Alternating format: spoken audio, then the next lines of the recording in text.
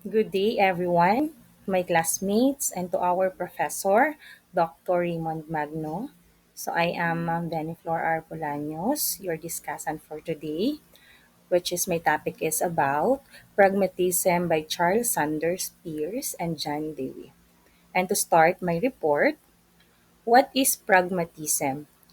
Pragmatism emerged as a distinctly American philosophical tradition in the late 19th century, offering a fresh perspective on truth and meaning that prioritized practical consequences over abstract theorizing. Meaning to say, uh, this American philosophy focuses on the practical consequences of ideas rather than abstract theories. Moreover, instead of asking, is it true? Pragmatists asked, what difference does it make in practice? It shifted philosophy towards usefulness in solving real world problems. So, according to Charles Sanders Peirce, the founder of pragmatism, Peirce in the year 1839 to 1914 established pragmatism's foundation with his pragmatic maxim. He considers what effects that might conceivably have practical bearings. We conceive the object of our conception to have, then our conception of these effects is the whole of our conception of the object. Meaning to say, the core principles of pragmatism, according to him, is that truth is what works in experience. Truth is not fixed, but proven through practical success.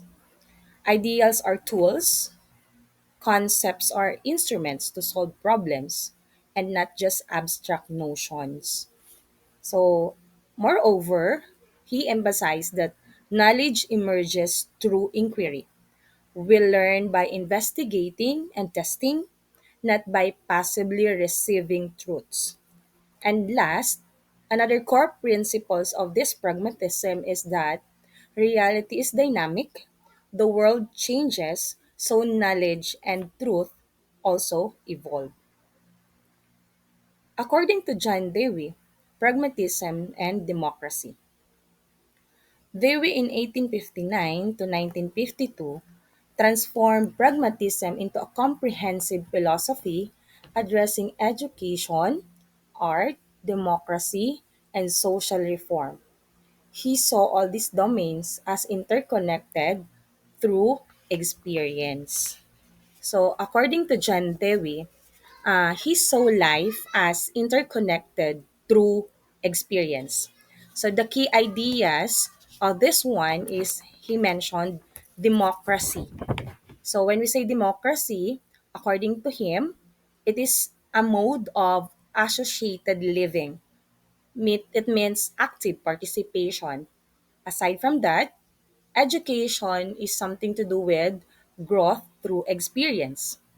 The word inquiry evolved as he meant that solving real problems in social contexts, as well as he rejected the spectator theory of knowledge, meaning to say, knowledge is not just observing but engaging. Another thing, we have the similarities between Sanders and Dewey. First, we have the anti dualism. So, for this one, both rejected sharp divides between theory, practice, mind is to body, and individual society.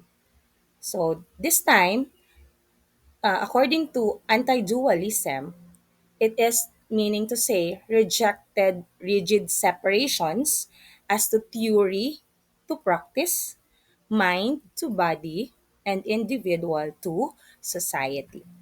So we have here the inquiry process. It is a shared view of knowledge as emerging through dynamic, fallible inquiry rather than passive reception.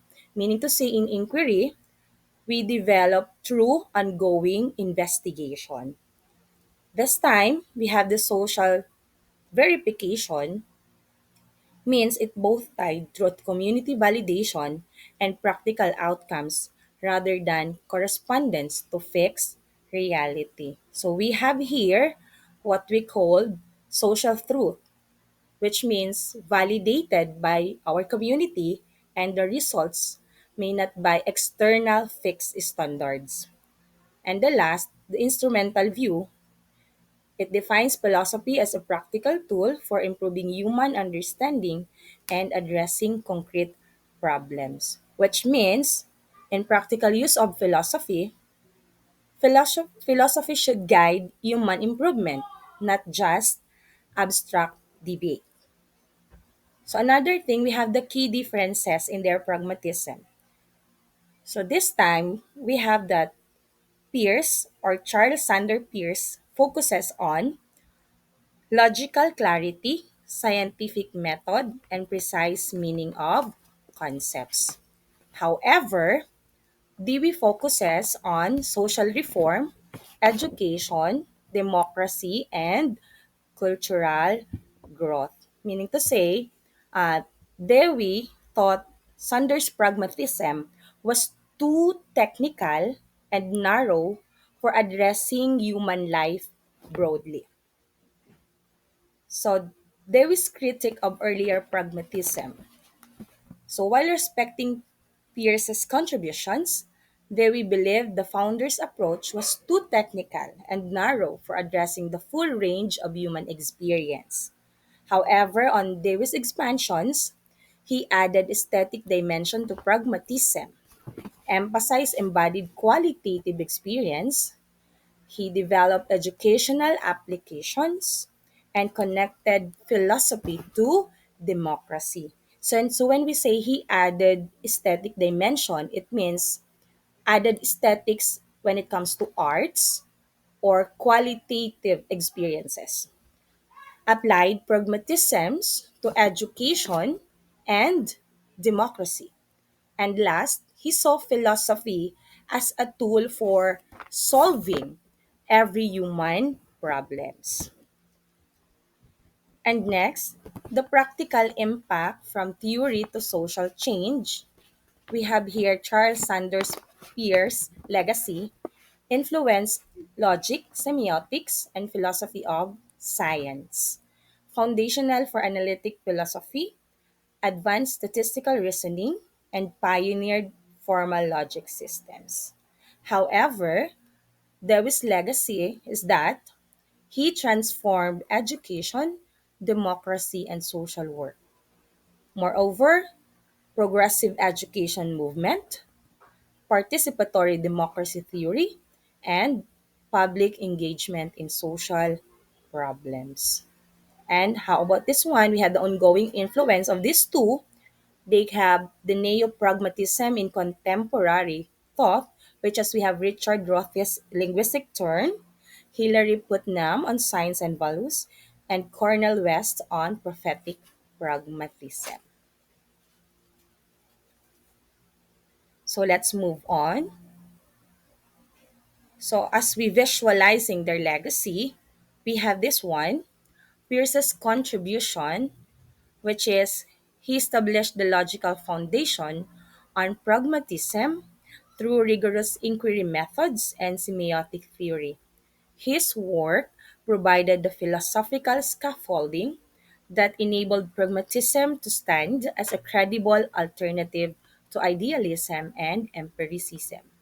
However, Dewey's expansion is that he transformed pragmatism into a living philosophy that addressed real world problems in education, politics, and culture. His work showed how philosophical ideas could become tools for social progress and human development. As a conclusion of these two pillars of pragmatism, these two complementary visions is that Peirce and Dewey represent different but interconnected approaches to pragmatism, showing its versatility as both rigorous method and expansive social philosophy. After 100 years of influence, their ideas have shaped more than a century of thought across disciplines, from logic and science to education and democratic theory. As to conclusion, As Sanders had this rigorous logical foundation of pragmatism, there we had expanded pragmatism into a living social philosophy, but then together they show that philosophy is valuable when it connects thought to action, theory to practice, and individual to community. And by that, according to John Dewey, the most important attitude that can be formed is that our desire to go on learning. And with that, thank you so much, my dearest classmates and Doc Raymond Magno. Thank you.